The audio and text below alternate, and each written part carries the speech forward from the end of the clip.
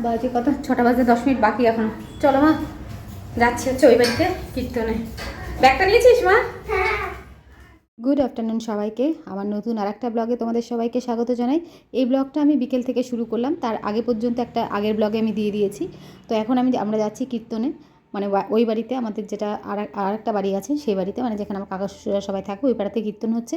তো সেখানেই আমরা সবাই যাচ্ছি, বাবা ওখানেই রয়েছে, মানে আমার শ্বশুরমশাই এখন ওখানেই রয়েছে। তো ওখানেই যাব, আর দেখতে থাকো ওখানে গিয়ে আমরা কী করলাম, যতটা পারি ততটা তোমাদের সঙ্গে শেয়ার করব, দেখতে থাকো।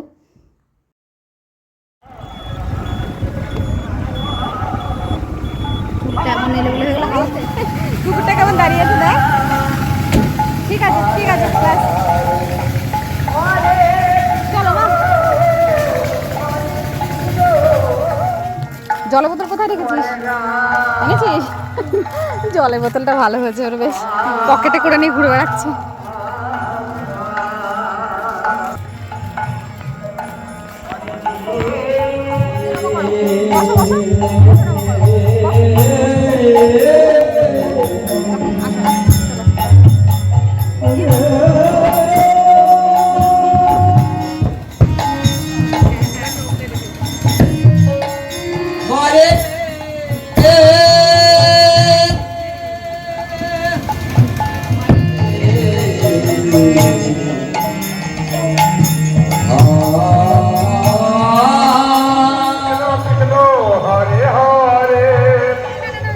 চলে আসতে পারে, আমি বারণ করতে পারি না, ভালোবেসে দিতে যাচ্ছে, ভাববে যে মেয়েদের চল।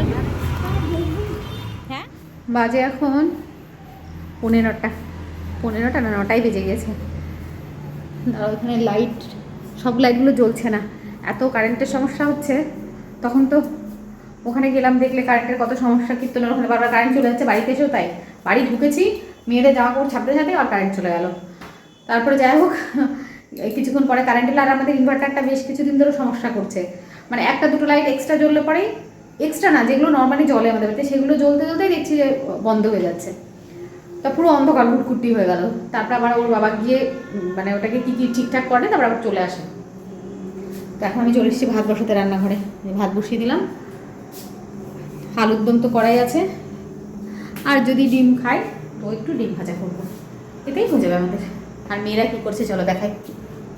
ওই দেখো, ওই বাড়ি থেকে কীর্তন শুনে আসার পর থেকে ওই যে নন্টে ফন্টে পড়ে যাচ্ছে, আর এই যে আরেকজনা বাবার কাছে আদর খাচ্ছে বসে। এখন বাজে হচ্ছে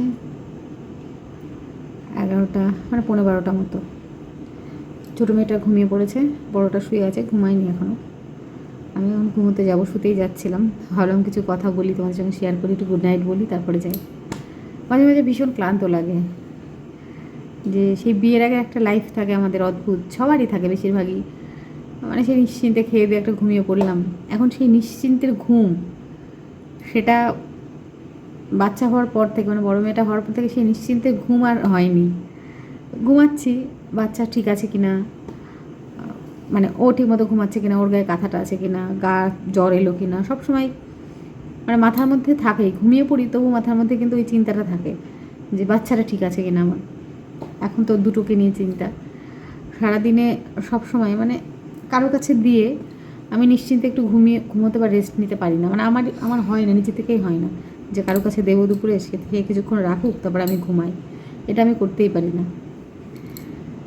তো হ্যাঁ, মা হওয়ার পর অনেক বেশি ধৈর্যশীল হয়ে গেছি। ছোটোটাকে ঘুম পাড়াচ্ছি, ছোটোটাকে খাওয়াচ্ছি, এর মধ্যে বড়োটার বায়না, মা একটু গল্প করে শোনাও বা আমার সঙ্গে একটু খেলা করো, আমার এই ছবিটা এঁকে দাও, সেগুলোও করছি, এবং না রেগে।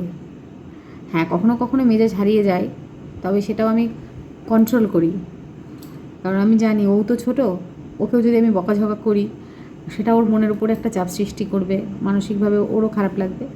আমি চেষ্টা করি মানে বড়ো মেয়েটাকে না বকাঝকা করার, ভালোবেসে সব কিছু করার চেষ্টা করি, ওর দিকটাও বোঝার চেষ্টা করি, ওর সঙ্গে একটু সময় কাটানোর, খেলা করার চেষ্টা করি, যত ক্লান্তই থাকি না কারণ চেষ্টা করি আমি এটা। তাই ভাবি যে এখন মা হওয়ার পর থেকে না, নিজের ক্লান্তি, নিজের ইচ্ছাগুলো সব আস্তে আস্তে কেমন, মানে ওদের ইচ্ছাটাই নিজের ইচ্ছা হয়ে যাচ্ছে এখন আমার। আমাদের প্রত্যেকের বোধ হয়, মানে আমার প্রত্যেকটা মেয়েদের এরকমই হয়, আমাদের মাদেরও তাই ছিল। তো ঠিক আছে, গুড নাইট, শুয়ে পড়ি, আবার তোমাদের সঙ্গে নতুন ব্লগে দেখা হবে।